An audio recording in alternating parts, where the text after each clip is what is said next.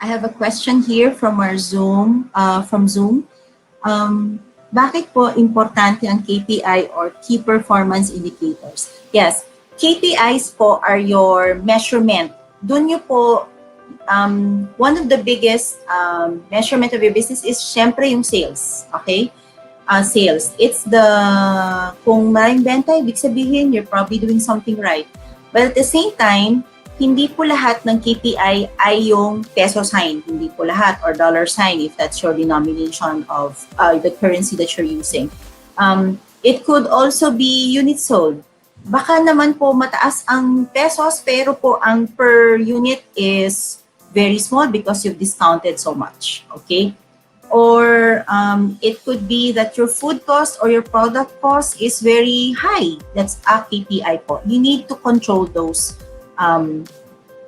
KPIs. Sometimes po may nagninegosyo palugi.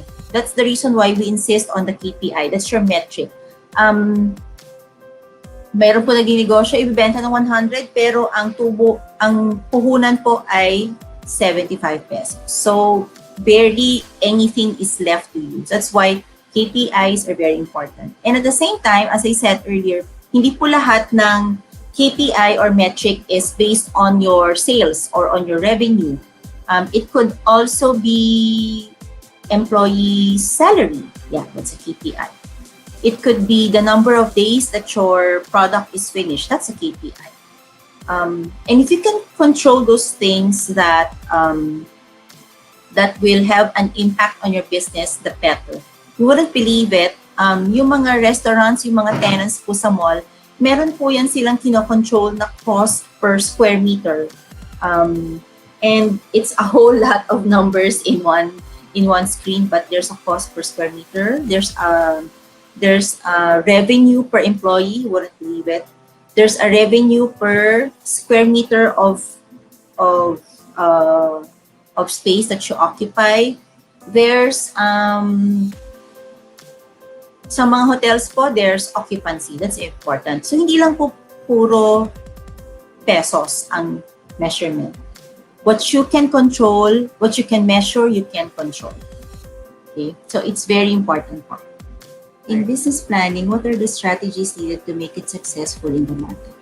Well, it depends on your market, but I think for me, for your top strategy for any kind of business is that you have to get your product or your service solid.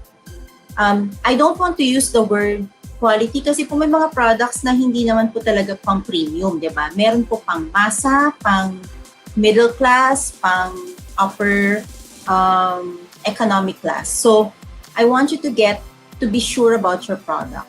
Yun po yung pinaka best advice ko sa inyo, to get your product solid. Dapat po kayo on your own, you are convinced that it's a product that you would buy if you were sold that product. Number 2 is, for me, customer appreciation. It's one of the things that we will teach you if you do attend on February 5. It's called customer touch points, and it's very, very important for you to know that.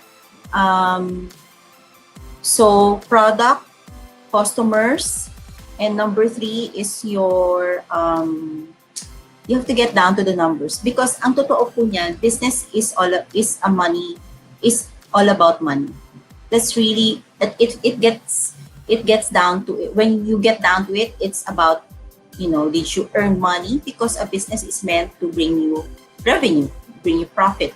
If it's not doing that, then you probably have to think about it. So while it sounds funny and it sounds odd, medyo pangit pakinggan na, no, business is about making money. It is. Because if that is not the goal of your business, well, you probably have other sources of income for yourself or for your family. But the real strategy po to getting into the market, to making it into the market, is to get your product really sure, to appreciate your customers, and to be sure of the numbers of your business. That's a strategy. Yes. Okay, I hope I answered your question.